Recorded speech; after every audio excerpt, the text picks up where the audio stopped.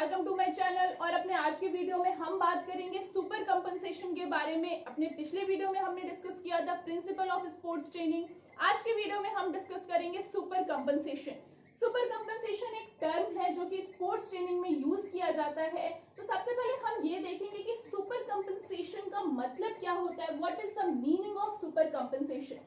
तो जब भी किसी एथलीट को एक लोड दिया जाता है which is the optimal load, उस लोड के बाद उसे अगर एक ऑप्टिमल रिकवरी भी दी जाए तो उसकी जो परफॉर्मेंस है वो उसी लेवल पर नहीं आती जहां से उसे लोड दिया गया था, बल्कि उससे थोड़ी सी ज्यादा हो जाती है। उससे ज्यादा हो जाने के ही उस फेज को हम सुपर कंपनसेशन बोलते हैं। सुपर कंपनसेशन एक ऐसा स्टेट है, एक ऐसा फेज है जब बॉडी जो है उस लोड को अडेप्ट करती है और उसकी जो परफॉर्मेंस है वो इम्प्रूव हो जाती है। उस परफॉर्मेंस के इम्प्रूवमेंट के फेज को ही हम सुपर कंपनसेशन कहते हैं। सुपर कंपनसेशन को समझने से पहले हम तीन और चीजों के बारे में समझेंगे, that is load, recovery and adaptation. Load क्या है? Amount of work done is load. आप कोई भी काम करते हैं दैट इज लोड। आप 2 किलोमीटर दौड़ रहे हैं, आप आधा किलोमीटर दौड़ रहे हैं, whatever work you are doing is load. उस लोड को जब हम बढ़ाते हैं, लोड को बढ़ाने के लिए हम 4 तरीकों का यूज करते हैं, FITT। F is for frequency, या तो हम उसकी फ्रीक्वेंसी बढ़ा दें, जो एक बार कर रहा है उसे हम 2 या 3 बार कर दें तो भी लोड बढ़ जाएगा। इंटेंसिटी, जो लोड है अगर उसकी इंटेंसिटी बढ़ा दें, यानी जो वर्क डन है उसकी इंटेंसिटी बढ़ा देंगे तो भी लोड बढ़ जाएगा। थर्ड इज टाइम, अगर हम उस लोड का जो ड्यूरेशन है वो बढ़ा दें तो भी उसका जो लोड है वो बढ़ जाएगा। And the fourth one is type, अगर हम उस वर्क डन के टाइप को चेंज कर दें उस कंडीशन में भी जो लोड है वो बढ़ जाता है। फिर बात करें रिकवरी की, तो जो रिकवरी है वो किसी भी लोड को देने पे जो बॉडी में फटीग होता है उस फटीग को वापस से नॉर्मल लाने के प्रोसेस को हम रिकवरी कहते हैं। उस फटीग को कम करना या फिर उस फटीग को दूर करने को ही हम कहते हैं recovery. And the last thing is adaptation. Adaptation क्या है?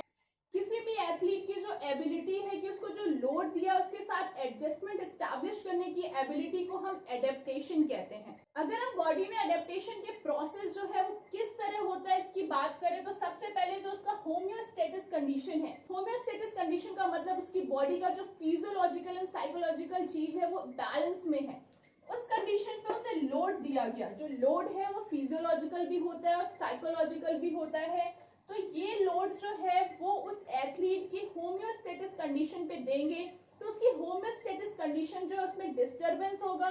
उसकी वजह से क्या होगा? उसकी बॉडी में फटीग होगा। जब फटीग होता है तभी एडेप्टेशन जो है वो शुरू होता है। अगर हमने किसी को कोई ऐसा लोड दिया है जहां से कोई फटीग नहीं हो रहा तो वहां पर एडेप्टेशन भी नहीं होगा। स्टेट ऑफ फटीग के बाद which is most important for adaptation, उसकी जो परफॉर्मेंस है वो डिटोरिएट हो जाती है क्योंकि उसकी बॉडी में फटीग होता है।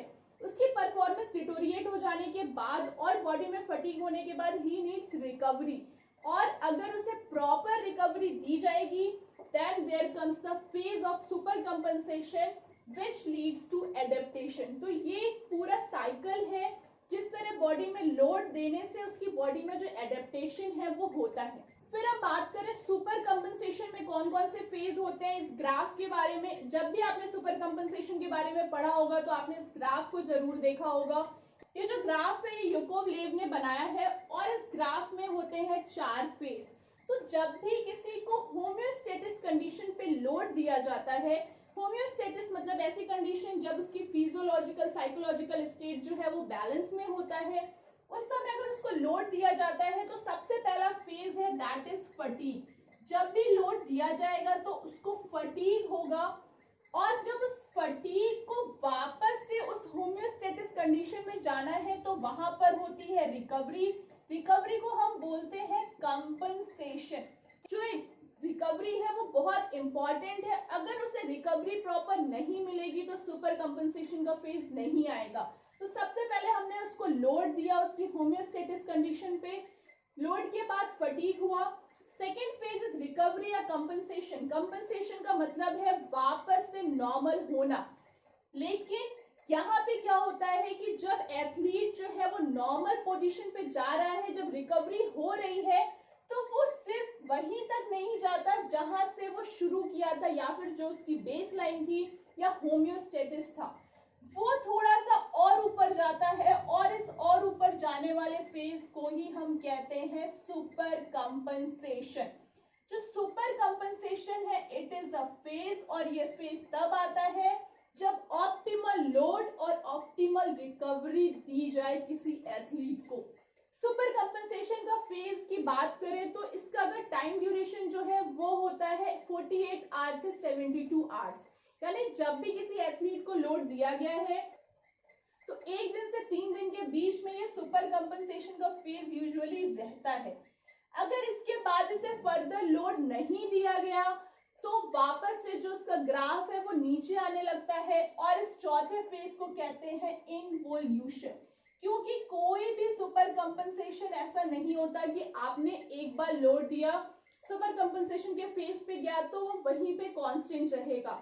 अगर आपने उसे फर्दर लोड नहीं दिया तो फिर वो वापस से अपने होम्योस्टेटिस लेवल पे आ जाता है। ये जो है एक साइकिल है, एक बार जब लोड दिया और एक बार जब सुपर कंपनसेशन हुआ।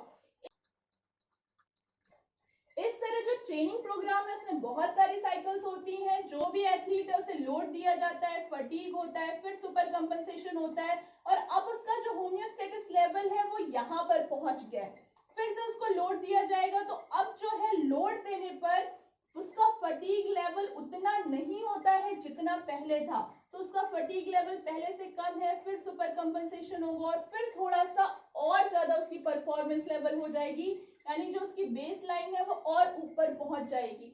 तो इस तरह एक ट्रेनिंग प्रोग्राम जो कि वेल सिस्टमैटिक और प्लान ट्रेनिंग प्रोग्राम होता है, जहां पे जो लोड है वो ऑप्टिमल होता है, जो लोड के बीच में रिकवरी है वो ऑप्टिमल होगी, तो वो जो है एथलीट की जो परफॉर्मेंस है उसको बढ़ाती है, उसे इनहेंस करती है।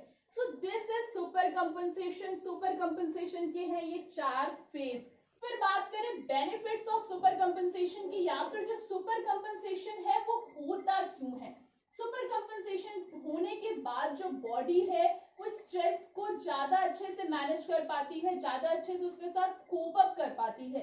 अगर कोई सुपर कंपनसेशन के फेज में जा रहा है बार बार, यानी उसने पिछले वाले लोड को, जो स्ट्रेस है उसको मैनेज करने की एबिलिटी जो है वो अपने में अडेप्ट कर ली है, उसकी जो कैपेसिटी है उस लोड को उसने अडेप्ट कर लिया है, तो ये जो है फैसिलिटेट करता है एडेप्टेशन को। जब भी सुपर कंपनसेशन हुआ है मतलब उसने कुछ नया लोड जो है वो अडेप्ट कर लिया है।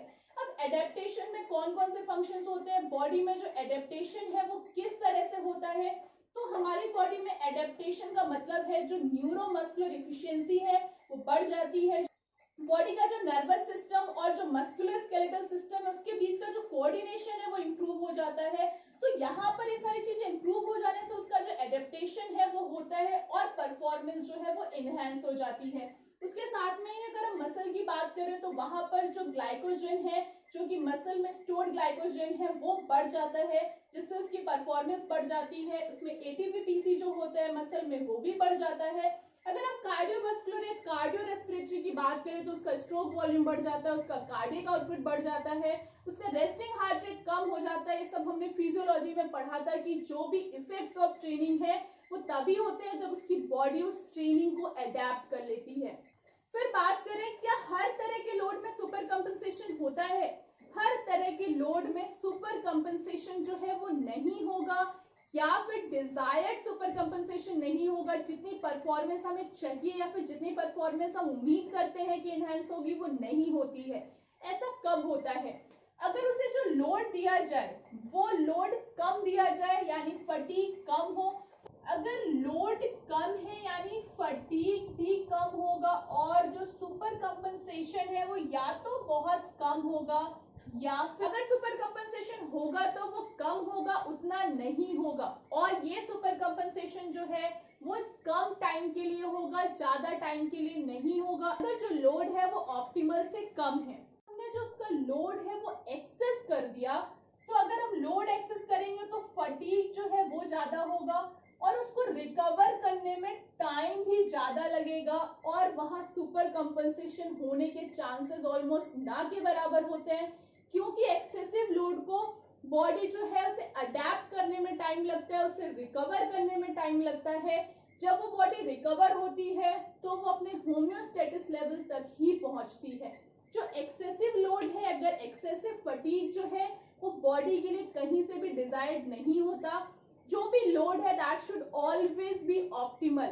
अगर लोड की इंटेंसिटी ज्यादा है तो उसका वॉल्यूम कम रखना चाहिए, अगर उसकी इंटेंसिटी मॉडरेट है तो वॉल्यूम भी मॉडरेट रख सकते हैं, अगर उसकी इंटेंसिटी कम है तो हम वॉल्यूम इंक्रीज कर सकते हैं। तो जो भी लोड एथलीट को प्रोवाइड किया जाता है वो ये सारी चीजें कैलकुलेट करके की जाती हैं कि जो एथलीट है उस पर जो लोड है वो एक्सेसिव ना हो। एक्सेसिव लोड जो है वो भी परफॉर्मेंस को डिटोरिएट करता है, और अगर लोड जो है वो मिनिमल है या कम लोड है तो परफॉर्मेंस में कोई भी एनहांसमेंट जो है वो नहीं होता है। जो परफॉर्मेंस है उसमें प्लेट्यू बन जाता है। परफॉर्मेंस में प्लेट्यू बनने का मतलब है जो लोड है अगर वो ऑप्टिमल नहीं है तो उसकी बॉडी में फटीग भी ज्यादा नहीं होगा, उसकी बॉडी में एडेप्टेशन भी नहीं होगा, तो इसलिए जो उसकी परफॉर्मेंस है उसमें बहुत ज्यादा डिफरेंस नहीं आएगा। तो आज के लिए इतना ही। आई होप आपको समझ में आया होगा कि सुपर कंपनसेशन क्या है, लोड, रिकवरी, एडेप्टेशन, ये तीन वेरिएबल्स जो है वो कैसे डिपेंड करते हैं सुपर कंपनसेशन में। अपने अगले वीडियो में हम बात करेंगे means and method of developing physical fitness component. For regular updates, you can follow me on Facebook and Instagram. Till that, keep watching to my channel and don't forget to subscribe to this channel.